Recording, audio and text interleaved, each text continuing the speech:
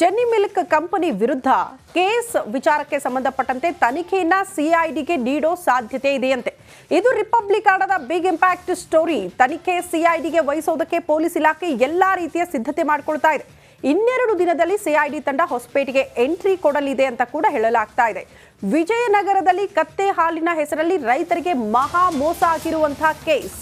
Jenny milk company ವಿರುದ್ಧ ರೈತರು ಸಾಲು ದೂರು ಕೊಟ್ಟಿದ್ರು. ಅದಕ್ಕೆ ಸಂಬಂಧಪಟ್ಟಂತೆ ಎಫ್ಐಆರ್ ಕೂಡ ದಾಖಲಾಗಿತ್ತು. 13.50 ಅಂದ್ರೆ 13.5 ಕೋಟಿಗೂ ಅಧಿಕ ಹಣ ವಂಚನೆ ಆಗಿರುವಂತಹ ಆರೋಪ. ಈ ಬಗ್ಗೆ ವಿಸ್ತೃತವಾಗಿ ವರದಿ ಮಾಡಿತ್ತು ನಿಮ್ಮ ರಿಪಬ್ಲಿಕನ ಯಾವಾಗ ರೈತರ ಪರವಾಗಿ ನಿಂತ್ಕೊಳ್ತೋ, ನಿರಂತರವಾಗಿ ವರದಿ ಪ್ರಸಾರ ಮಾಡಿದ್ವೋ ಅದರ ಇಂಪ್ಯಾಕ್ಟ್ ಅನ್ನೋ ರೀತಿಯಲ್ಲಿ ಈ ಪ್ರಕರಣವನ್ನ ಸಿಐಡಿಗೆ ವರ್ಗಾವಣೆ ಮಾಡೋದಕ್ಕೆ ಎಲ್ಲಾ ರೀತಿಯ ಸಿದ್ಧತೆಗಳಾಗ್ತಾ ಇದೆ. ಸಾಕಷ್ಟು ಜನ ರೈತರು ಮೋಸ ಹೋಗಿದ್ದಾರೆ ದುಡ್ಡು ಕಟ್ಟಿ. ಜೆನ್ನಿ ಮಿಲ್ ಕಂಪನಿಯ ವಿರುದ್ಧ ಕ್ರಮ ಆಗಬೇಕು ಅನ್ನುವಂತಹ ಆಗ್ರಹ ಇತ್ತು, ರೈತರ ಆಕ್ರೋಶ ಇತ್ತು. ಅದಕ್ಕೆ ಸಂಬಂಧಪಟ್ಟಂತೆ ರಿಪಬ್ಲಿಕನ ನಿರಂತರವಾಗಿ ವರದಿ ಬಿತ್ತರಿಸಿತ್ತು. ಅದರ ಇಂಪ್ಯಾಕ್ಟ್ ಸಿಐಡಿಗೆ ಈ ಪ್ರಕರಣದ ವರ್ಗಾವಣೆಗೆ ಸಿದ್ಧತೆಗಳಾಗ್ತಾ ಇದೆ ಅನ್ನೋದ್ರ ಬಗ್ಗೆ ಮಾಹಿತಿ ಇದೆ.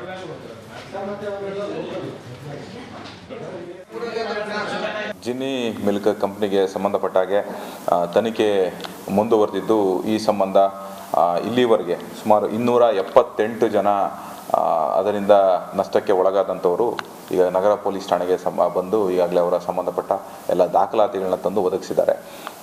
ಈ 278 ಜನಗಳಲ್ಲಿ ಒಟ್ಟು 13,51,07,000 ವರೆಗೆ ಅವರಿಗೆ ನಷ್ಟ ಆಗಿರುವಂತಹ ಒಂದು ದಾಖಲಾತಿಗಳು ಮತ್ತು ಬೇಕಾಗಿರುವಂಥ ಕಡತಗಳನ್ನ ತಂದು ನಮ್ಮ ಪೊಲೀಸ್ ಠಾಣೆ ತನಿಖಾಧಿಕಾರಿಗಳಿಗೆ ವಹಿಸ್ಕೊಟ್ಟಿದ್ದಾರೆ. ಮುಂದಿನ ತನಿಖೆ ಕೂಡ ನಾವು ಕೈಗೊಂಡಿದ್ದೀವಿ. ಆರೋಪಿನ ಸೆರೆ ಮಾಡಲಿಕ್ಕೆ ಕೂಡ ಈಗಾಗಲೇ 3 ತಂಡಗಳು ಬೇರೆ ಬೇರೆ ಕಡೆ ತೆರಳಿದ್ದು ತನಿಖೆ ಚಾಲ್ತಿಯಲ್ಲಿರ್ತದೆ. ಖಂಡಿತವಾಗ್ಲೂ ಆ ಥರ ಯಾವುದೂ ಅವರು ತಾಳ್ಮೆನ ಕಳ್ಕೊಂಡು ಆ ಥರ ಯಾವುದೂ ಮಾಡ್ಕೊಳಕ್ಕೆ ಹೋಗಬೇಡಿ. ಯಾಕಂತ ಹೇಳಿದ್ರೆ ಈಗಾಗಲೇ ನಮ್ಮ ತಂಡ ಭಾಳ ಶ್ರಮ ವಹಿಸಿ ಕೆಲಸ ಮಾಡ್ತಾ ಇದೆ. ಕೂಡಲೇ ಅವ್ರನ್ನ ಬಂಧಿಸುವಂಥ ಕೆಲಸನೂ ಕೂಡ ಆಗುತ್ತೆ. ಆರೋಪಿ ಒಂದ್ಸಲ ಸಿಕ್ಕಿದ ನಂತರ ಅವರ ಒಂದು ಸ್ವಇಚ್ಛೆ ಹೇಳಿಕೆಯನ್ನು ಪಡ್ಕೊಂಡು ಮುಂದಿನ ತನಿಖೆ ಅವ್ರು ಯಾರ್ಯಾರು ಇನ್ವಾಲ್ವ್ ಆಗಿದ್ದಾರೆ ಅವರೆಲ್ಲರದೂ ಇದರೊಳಗೆ ಬರ್ತದೆ. ಹೆಚ್ಚು ಕಡಿಮೆ ಇದು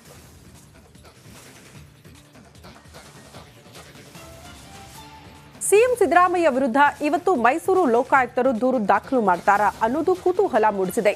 A1 ಯಾರು, ಕೋರ್ಟ್ ಯಾವ ಸೆಕ್ಷನ್ ಹಾಕಿದೆ, ದೂರು ದಾಖಲಾದರೆ ತನಿಖೆ ಮಾಡುವ ತನಿಖಾಧಿಕಾರಿ ಯಾರು ಎಂಬುದರ ಬಗ್ಗೆ ಒಂದು ವರದಿ ಕೂಡ ಇದೆ. ಮನೆ ನೋಡ್ಕೊಂಡು ಬರೋಣ.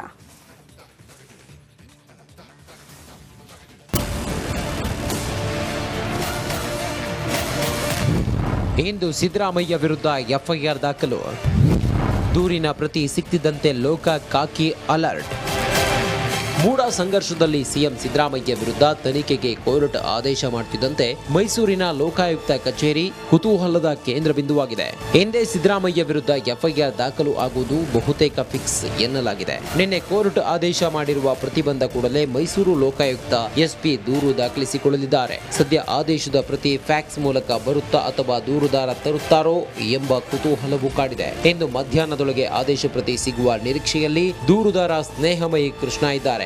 ಆದೇಶ ಪ್ರತಿಯೊಂದಿಗೆ ಲೋಕಾಯುಕ್ತಕ್ಕೆ ಬಂದು ದೂರು ಸಲ್ಲಿಸಲಿರುವ ದೂರುದಾರರು ಯಾರ್ಯಾರ ವಿರುದ್ಧ ಕೋರ್ಟ್ ತನಿಖೆಗೆ ಆದೇಶ ನೀಡಿದೆ ಎಂದು ನೋಡೋದಾದ್ರೆ A1 CM Siddaramaiah, A2 CM ಪತ್ನಿ BM ಪಾರ್ವತಿ, A3 ಸಿಎಂ ಬಾಮೈದ ಮಲ್ಲಿಕಾರ್ಜುನ ಸ್ವಾಮಿ, A4 ಭೂಮಿ ಮಾಲೀಕ ಎನ್ನಲಾದ ದೇವರಾಜ್, A5 ಅಂದಿನ ಅಧಿಕಾರಿ ವರ್ಗದವರು ಎನ್ನಲಾಗಿದೆ.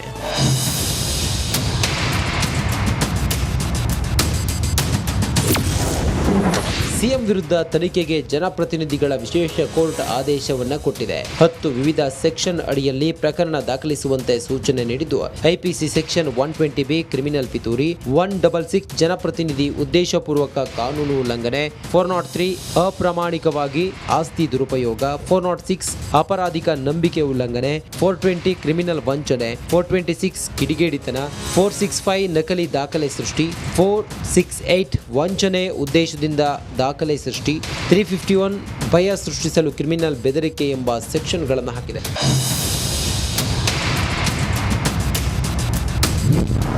ಸಿಎಂ ವಿರುದ್ಧ ತನಿಖೆ ಉಸ್ತುವಾರಿ ಯಾರ ಹೆಗಲಿಗೆ? ಸದ್ಯ ಮೈಸೂರು ಲೋಕಾಯುಕ್ತ SP ಆಗಿ TJ ಉದೇಶ್ ಅವರಿದ್ದು ಅವರೇ ತನಿಖಾಧಿಕಾರಿ ಆಗ್ತಾರಾ ಇಲ್ಲ ಬೇರೊಬ್ಬರಿಗೆ ತನಿಖೆ ಉಸ್ತುವಾರಿ ವಹಿಸುತ್ತಾರಾ ಎಂಬ ಕುತೂಹಲ ಕಾಡಿದೆ. ಸದ್ಯ ಮೈಸೂರು ಲೋಕಾಯುಕ್ತದಲ್ಲಿ SP ಉದೇಶ್ ಸೇರಿ ಓರ್ವ DYSP ಮಹಂತೇಶ್ 4 ಜನ ಇನ್ಸ್ಪೆಕ್ಟರ್ ಕಾರ್ಯನಿರ್ವಹಣೆ ಮಾಡುತ್ತಿದ್ದು CM ಸಿದ್ದರಾಮಯ್ಯ ವಿರುದ್ಧ ಆರೋಪ ಕೇಳಿಬಂದಿದ್ದು ಇದೊಂದು ಸೂಕ್ಷ್ಮ ಪ್ರಕರಣವಾಗಿರುವ ಕಾರಣ ತನಿಖಾಧಿಕಾರಿಗಳ ಮೇಲೆ ಸಹಜವಾಗಿಯೇ ಒತ್ತಡವಿರುತ್ತದೆ. Vinod, republic Kannada, Mysuru.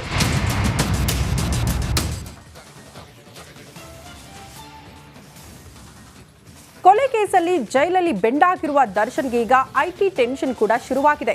Bale ನಿರೀಕ್ಷೆಯಲ್ಲಿದ್ದ ಕಾಟೇರನಿಗೆ IT shock ಎದುರಾಗಿದೆ. ಇವತ್ತು ಮತ್ತು ನಾಳೆ IT ವಿಚಾರಣೆ ಕೂಡ ನಡೆಯುತ್ತಂತೆ. ಈ ಕುರಿತ ಒಂದು ರಿಪೋರ್ಟ್ ಇಲ್ಲಿದೆ ನೋಡಿ.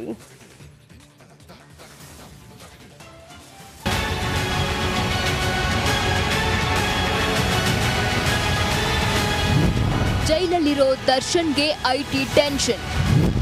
ಇಂದು ಮತ್ತು ನಾಳೆ ಡಿ ವಿಚಾರಣೆ. ಬಳ್ಳಾರಿ ಜೈಲಲ್ಲಿರೋ ದರ್ಶನ್ ಜಾಮೀನಿಗಾಗಿ ಪರಿತಪಿಸುತ್ತಿದ್ದಾನೆ. ಶುಕ್ರವಾರ ಅದೇನಾಗುತ್ತೋ ಏನೋ, ಬೇಲ್ ಸಿಗುತ್ತಾ ಇಲ್ವಾ ಅನ್ನೋ ಟೆನ್ಷನ್ ನಲ್ಲಿದ್ದಾನೆ. ಈ ಮಧ್ಯೆ ದಾಸನಿಗೆ IT ಟೆನ್ಷನ್ ಕೂಡ ಶುರುವಾಗಿದೆ.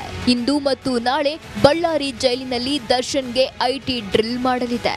ಜೈಲಿನಲ್ಲಿ ದರ್ಶನ್ ವಿಚಾರಣೆ ನಡೆಸಲು ಕೋರ್ಟ್ ಅನುಮತಿ ಪಡೆದಿರುವ IT ಅಧಿಕಾರಿಗಳು ಇಂದು ಮತ್ತು ನಾಳೆ IT ಡ್ರಿಲ್ ನಡೆಸಲಿದೆ. ರೇಣುಕಾ ಕೊಲೆ ಬಳಿಕ ಶವ ಸಾಗಿಸಲು 30 ಲಕ್ಷ ಹಣ ಕೊಟ್ಟಿರೋದು ತನಿಖೆಯಲ್ಲಿ ಬಯಲಾಗಿತ್ತು.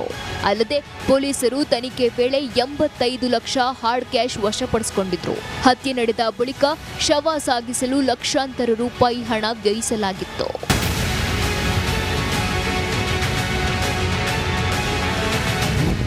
ದೊಡ್ಡ ಮೊತ್ತದ ಬಗ್ಗೆ ಕಾಟೇರನ ವಿಚಾರಣೆ.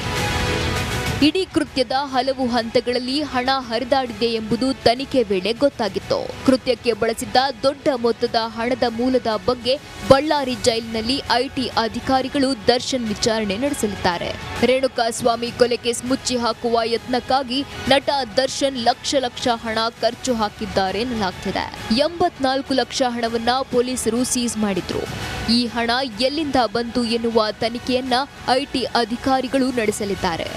ಜಾಮೀನು ನಿರೀಕ್ಷೆಯಲ್ಲಿದ್ದ ದರ್ಶನ್ಗೆ ಈಗ IT ಅಧಿಕಾರಿಗಳ ಆತಂಕ ಎದುರಾಗಿದೆ.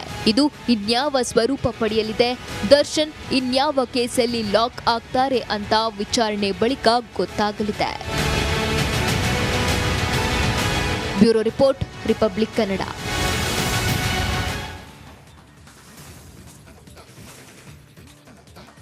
ಇದು ದರ್ಶನ್ ಅಭಿಮಾನಿಗಳು ನೋಡಲೇಬೇಕಾಗಿರುವ ಸುದ್ದಿ. ಕೊಲೆ ಕೃತ್ಯವನ್ನ ಸಮರ್ಥಿಸಿಕೊಂಡಿದ್ದ ಪೊರ್ಕಿ ಫ್ಯಾನ್ಸ್ಗಳಿಗಾಗಿಯೇ ಇರೋ ನ್ಯೂಸ್.